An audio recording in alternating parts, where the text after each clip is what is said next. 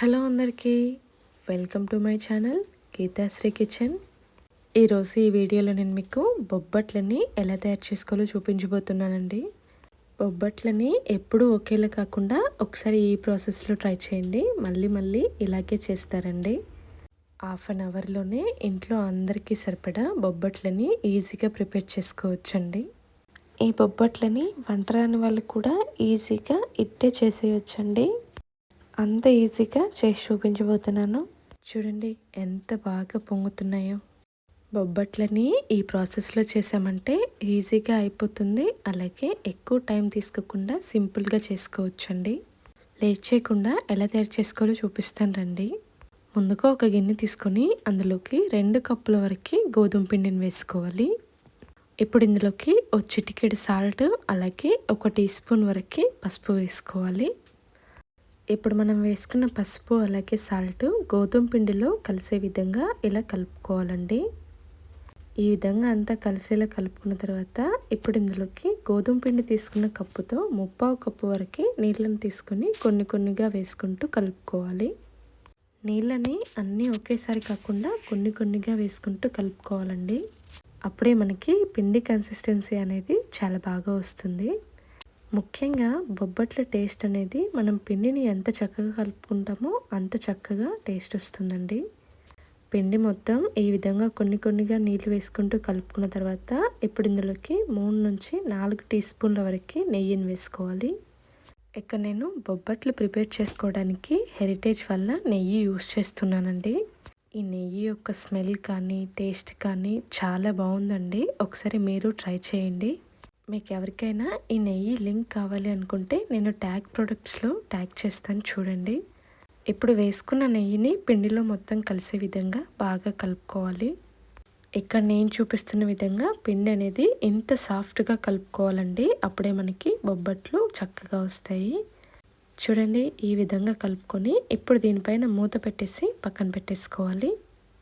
ఇప్పుడు ఒక కడాయి తీసుకొని అందులోకి 1 కప్పు వరకు శనగపప్పును వేసుకోవాలి. ఇప్పుడు ఈ శనగపప్పులో సరిపడా నీళ్లు వేసి 2-3 సార్లు శుభ్రంగా కడిగి తీసుకోవాలండి. ఈ విధంగా శుభ్రంగా కడిగి తీసుకున్న తర్వాత ఇప్పుడు ఇందులోకి 4 కప్పుల వరకు నీళ్లు వేసుకోవాలి. మనం ఏ కప్పుతో అయితే శనగపప్పు తీసుకున్నామో అదే కప్పుతో నీళ్ళని వేసుకోవాలండి. ఒకవేళ మీకు టైం ఉంటే ఈ శనగపప్పుని నానబెట్టి కూడా తీసుకోవచ్చండి. ఇక్కడ నేను అప్పుడే ప్రిపేర్ చేస్తున్నాను కాబట్టి నానబెట్టుకోలేదండి. దీనిపైన మూత పెట్టేసి ఈ శనగపప్పుని బాగా ఉడికించి తీసుకోవాలి. ఇక్కడ నేను పూర్తిగా ఉడికిన తర్వాత తీసి చూపిస్తున్నాను చూడండి. ఇక్కడ నాకు పప్పు ఉడికేపాటికి నీళ్ళు కూడా పెద్దగా లేవండి. ఇప్పుడు ఈ శనగపప్పులోంచి గరిటెతో ఇలా 2-3 పప్పుల్ని తీసుకోవాలండి. ఇక్కడ నేను చూపిస్తున్న విధంగా చేతివేళ్లతో మెదిపామంటే ఇలా మెత్తగా అయిపోవాలండి. ఈ విధంగా అయ్యే వరకు ఉడికించి తీసుకోవాలి. ఇప్పుడు ఈ శనగపప్పులో మిగిలిపోయిన నీళ్లు కొన్ని ఉంటాయి కదండి, వాటిని డ్రైన్ అవుట్ చేసి తీసుకోవాలి. ఇప్పుడు ఈ శనగపప్పులోకి సరిపడా బెల్లాన్ని వేసుకోవాలి. 1 కప్పు శనగపప్పుకి 1 కప్పు బెల్లం కరెక్ట్గా సరిపోతుందండి. ఒకవేళ మీకు స్వీట్నెస్ ఎక్కువ కావాలి అనుకుంటే ఇంకో 1/4 కప్పు వరకు ఎక్కువ వేసుకోవచ్చు. ఇప్పుడు ఈ శనగపప్పులో బెల్లం మొత్తం కలిసే విధంగా మిక్స్ చేసుకొని పక్కన పెట్టేసుకోవాలండి. ఆ వేడికి బెల్లం అనేది లైట్గా కరుగుతుందండి. ఇక్కడ నేను కొంచెం చల్లారిన తర్వాత తీసి చూపిస్తున్నాను చూడండి. ఇప్పుడు ఈ రెండింటిని మిక్సీ జార్ తీసుకొని అందులో వేసుకోవాలి. ఇప్పుడు ఈ రెండింటిని మిక్సీ పట్టి తీసుకోవాలండి.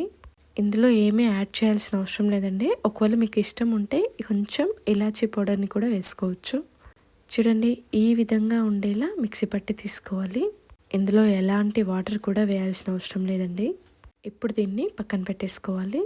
ఇక్కడ నేను ముందుగా కలిపి పక్కన పెట్టుకున్న పిండిని చూపిస్తున్నాను చూడండి. ముందు మనం కలుపుకున్న దానికంటే ఇంకాస్త సాఫ్ట్గా అయిందండి పిండి. ఇలా చిన్న ఉండని సపరేట్ చేసి ఇలా చేతివేళ్లతో కొంచెం పలుచగా ఉత్తుకోవాలి. ఇప్పుడు మనం ప్రిపేర్ చేసి పక్కన పెట్టుకున్న పూర్ణంలోంచి కొంచెం పూర్ణం తీసుకొని ఇలా ఉండ చేసుకొని మధ్యలో పెట్టేసుకోవాలి.